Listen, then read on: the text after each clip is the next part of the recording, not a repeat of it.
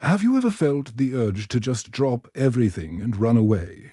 To leave behind the noise of society, the pressure to conform, the endless pursuit of material wealth, and just disappear into nature? Today, we're diving deep into the true story of a young man who did exactly that. This is the unforgettable and ultimately tragic tale of Christopher McCandless, also known as Alexander Supertramp. Our story begins in 1990. Chris McCandless was, by all accounts, a model young man. He was a top student and a star athlete from a well-off family in suburban Virginia. He had just graduated with honors from Emory University in Atlanta. His future looked bright, mapped out for him with law school and a successful career just round the corner. But Chris saw this path not as a road to success, but as a trap. He felt suffocated by what he saw as the hypocrisy and materialism of modern American life. He yearned for something real, something raw, something true. So, he made a radical decision. Without a word to his family, he donated his entire $24,000 college fund to a charity that fights hunger. He got into his trusty old Datsun, hit the road, and never looked back. He shed his old identity, burning his remaining cash and security card. He was no longer Christopher McCandless. He was now Alexander Supertramp, a free spirit on a quest for ultimate adventure. For the next 2 years, Alex crisscrossed the United States, living a nomadic life. He wasn't just aimlessly wandering. He was collecting experiences and connecting with people from all walks of life. He worked odd jobs, from flipping burgers at a McDonald's desk to operating a grain elevator in South Dakota alongside a man named Wayne Westerberg. Westerberg became a close friend and offered Alex a place to stay and steady work, but the call of the road was too strong. Alex paddled a canoe down the Colorado River, illegally crossing into Mexico.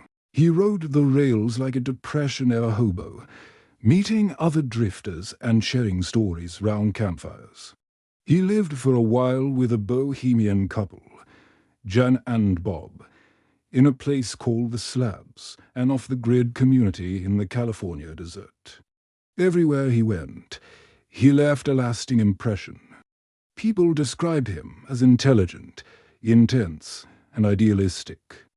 He was friendly and hard-working, but always kept a certain distance, driven by a singular, powerful dream. He read voraciously, carrying books by authors like Jack London, Leo Tolstoy, and Henry David Thoreau. Their words fueled his romantic vision of a life lived in harmony with nature, far from the corrupting influence of civilization.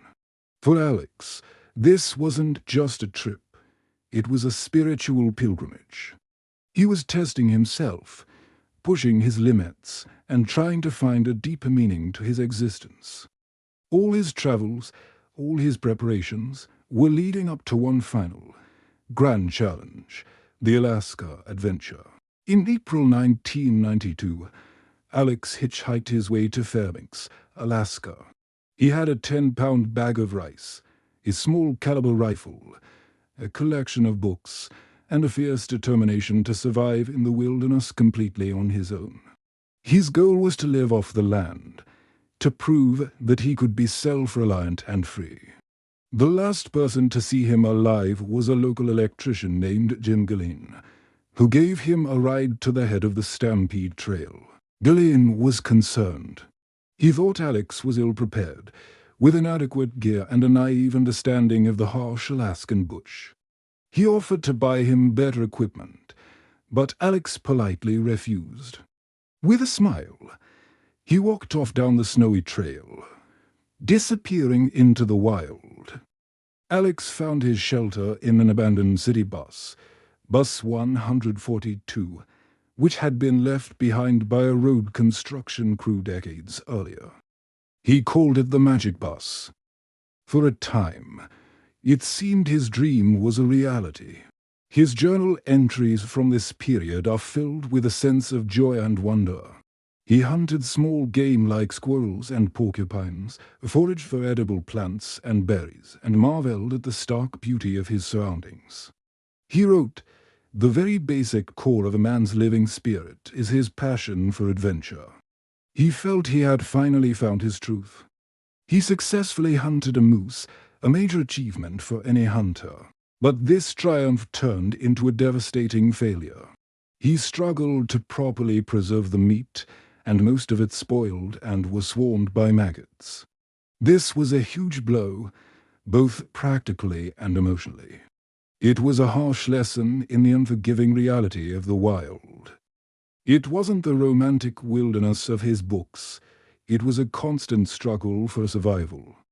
After about 2 months, Alex decided it was time to return to civilization. He had proven his point to himself. He packed his things and started the long walk back to the road. But he was met with a terrifying obstacle. The shallow, gentle stream he had crossed in April had transformed into a raging, impassable torrent, swollen with summer meltwater. The Teclanica River was now a barrier he could not cross. He was trapped.